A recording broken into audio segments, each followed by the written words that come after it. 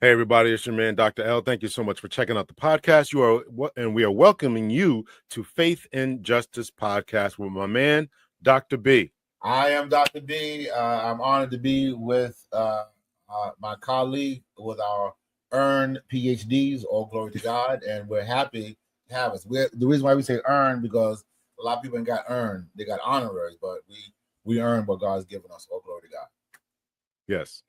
Thank you so much for checking out the show. Make sure you hit the like button on your way in. And this is a new podcast that Dr. B and I decided to start because we wanted to talk about a lot of social issues and what's going on in the community.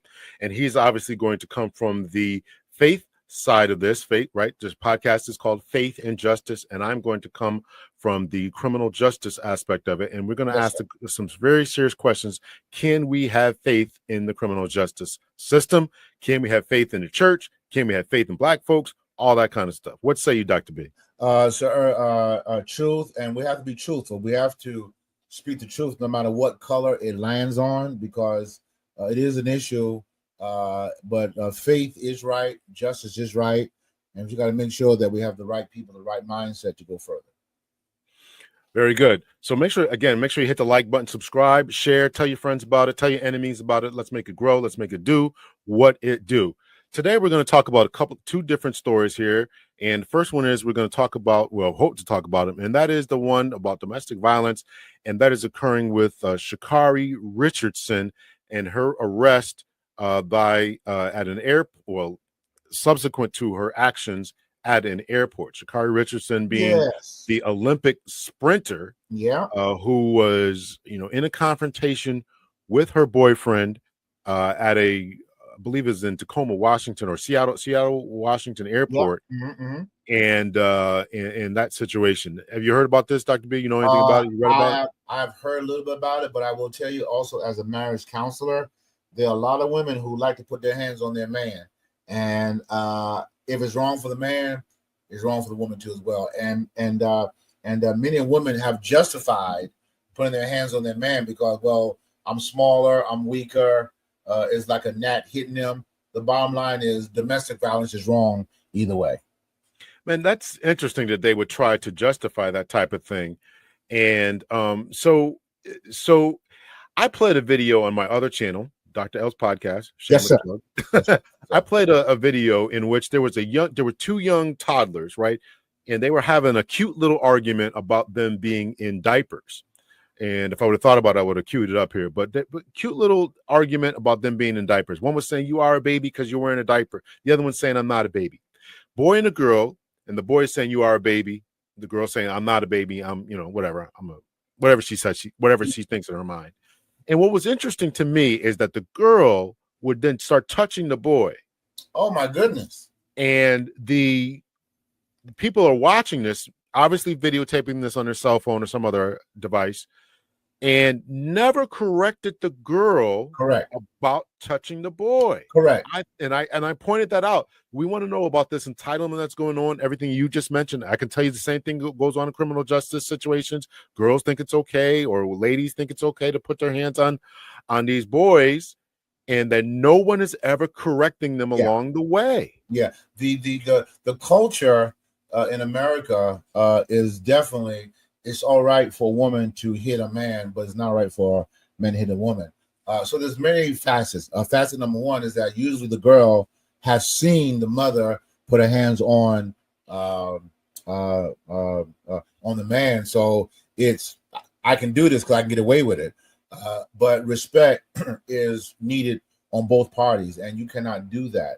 But again, it's our culture that says it's all right for a woman to hit a man. No, it is not all right. And then if a man does have a problem with that, then he's, you being effeminate. No, I don't like to be hit upon. Now, if you do some S&M, that's a different story. Amen. But that wasn't that wasn't S&M in the airport. She was frustrated. Apparently, he had done something. So apparently, he had said something. Maybe he had flirted. But again, two wrongs don't make a right. Yeah, it's definitely an interesting phenomenon, and people think that this is some new phenomenon. But I can remember when I was in grammar school and in middle school, girls saying this exact thing to me. You know, I can hit you, you can't hit me back. So I've heard other people saying that, you know, this is something new. No, this was going on. And listen, I'm in my 50s. And so I heard this when girls would tell me this. And I'm like, wait a minute, you know, and it developed in me while I couldn't articulate it. It developed in me. Sure. I got to stay away from these little girls because I'll get in trouble. I'll get suspended. Seriously. So since you are retired, honored police officer, how many years, sir? I did 24. 24 years. How many arrests did you see where it was a woman instigated versus the man? That's an interesting question. And I don't know if I can really quantify that because I never really thought about it. I do remember going through trainings and people saying that that we had to do trainings to try to tell us that sometimes these women will instigate things. And I remember being on scene with different officers, and it was almost let me dive into this a little bit here. All right, because when we had these trainings, right? So the way that in particular, I was a police officer in Connecticut. So Connecticut was, you had to stay there, as police officers could not leave the scene. And anytime there was domestic violence, now it's called intimate partner violence. 5 years, it'd be called something different. But we had domestic violence training. And so that training said, and the mandate from the state said, police officers got to the scene and you had to take some action, and you couldn't leave the scene until that was done. And if there was probable cause to make an arrest, probable cause meaning that you believe a crime has occurred and this person committed the crime. So if you got probable cause, then you were mandated to make an arrest. In other situations, you may have probable cause, police officer may have probable cause and not make an arrest. An example of that would be, maybe there's a 12-year-old who stole a candy bar, or as a matter of fact, there was a 15-year-old one time. It was a 15-year-old black kid, and there's a police officer. I was a supervisor at the time. White police officer gets there and to the local store, and the 15-year-old black kid had stolen a box of condoms. And so the white police officer told the manager of the store, I'm not arresting this kid. He's trying to take care of himself. It's whatever it was, $5. And the police officer was going to pay for it. Just to keep from locking this black kid up, giving him a record. And I was a supervisor. I was so impressed. I'm like, thank you, brother. And he's like, no, this is no big deal. Right. But other such, if he would have run into the wrong cop, that 15-year-old would have been thrown, would have gone down, right? Yeah. So that's just an example of what probable cause. The police officer had the probable cause, videotapes, all this kind of stuff, but the officer decided not to do it. But in the state domestic violence situation, you are mandated. You must make the arrest so people don't go home and fight. You don't leave the situation, go home, fight, and then something more tragically happens. Understood. So that's the situation with probable cause, right? In this, I totally forgot my train of thought. Why was I talking about that? You talking about, I asked you how many arrests were made because of the woman started the fight versus the man. Right. Very good. So again, we had to have this training. So my time in the police department, even though we had this training, it was still foreign in the officers' minds that the woman started the fight. We had the trainings. They sat through the same thing I did, but when they got to the situation, even if the guy, sometimes they would look and say we would look for defensive wounds, right? So sometimes if you grab the girl's arms and just hold her down, they would look at that as some type of aggression. But I would be defending for the guy, saying, no, listen, he's just holding her down, keeping her away. Nah. We got to arrest the guy. And these are actual debates that we would have about this situation. And again, we had the trainings. If you can, no matter who you are, in a domestic violence situation, in a situation with a complete stranger, you have every right to defend yourself. Okay. And that doesn't mean you start taking blows, start applying blows and punches, but it does mean you can restrain them, which is very often what men were doing, was restraining their girlfriends and or wives in these situations. And we're going to watch this video with Sha Carrie. We see this brother walking away, Had it, I was almost guaranteeing you, had this not been this hyper surveillance environment that we live in, and she called the police, Yeah, at minimum, he would I have know where been you're going. arrested too. He would have been arrested too. I know where you're going. Yeah, yeah. So that's the situation that we're dealing with. So how many times? I don't know. I can't recall off the top of my head any type of numbers about that, but there is a guy who does delve into that. His name is Dr. T. Hassan Johnson. He teaches at, I want to say, Fresno State. Okay. He's someone I follow on YouTube, and he looks into those types of numbers quite frequently, as to how much violence is bidirectional, or in some situations where the woman is the aggressor.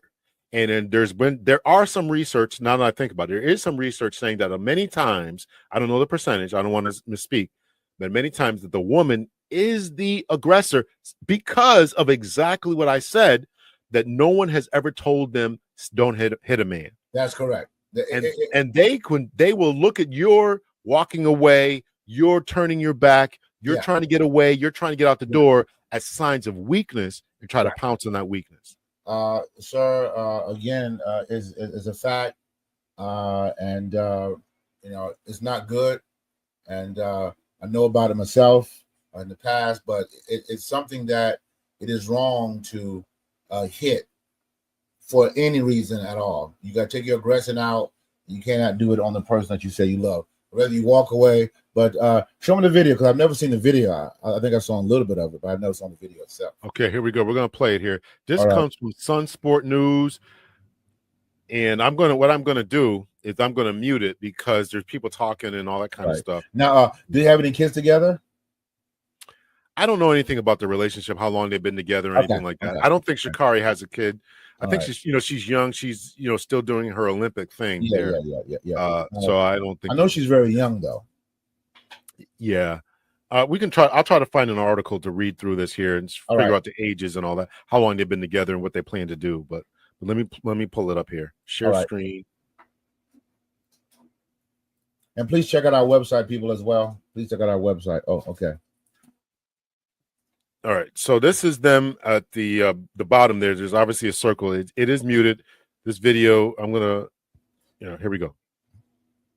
Oh, bump. Second bump. Yeah. Push. Oh, Lord. See him turning his back, trying to get away. Yeah. Another bump. Oh, I think that's just a replay there. Okay. Yeah. Wow. That's bump. Grabs him. Yeah. Now you're gonna hear me today. No, there's a little punch right there. Yeah, that was a slap. It was a slap or a punch right there. Let me see if I can play it again here. The brother's not hitting her back. No, he's not. I applaud him.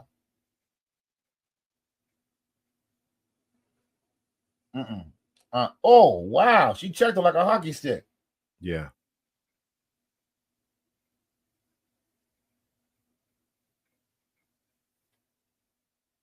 Wow. This might be on a loop right now, but yeah. And the police walking. The police just walk by it.